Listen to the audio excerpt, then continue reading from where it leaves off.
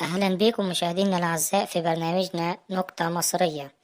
أولا برحب بالأستاذ دايخ في زمن بايخ. ثانيا احنا عاوزين نسمع منك نكتة يا أستاذ دايخ. أولا بشكركم على دعوتكم الكريمة في هذا البرنامج الجميل. اسمع النكتة دي. في مرة من المرات أستاذ حساب بيسأل تلميذ عنده وبيقوله: لو أبوك استلف 1000 جنيه من البنك واستلف 1000 جنيه تانية من حد جاركم، يبقى أبوك هيرجع كام ألف؟ رد على التلميذ وقال له: مش هيرجع حاجة يا أستاذ.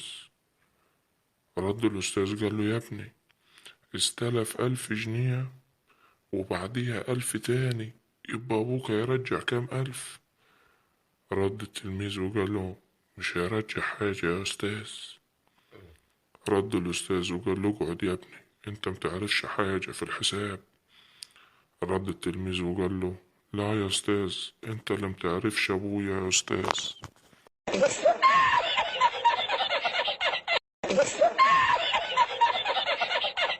نشكر الأستاذ دايخ في زمن بايخ على النكتة البايخة اللي قالها لنا النهاردة، وبنشكركم مشاهدينا الكرام على متابعة برنامجنا نكتة مصرية.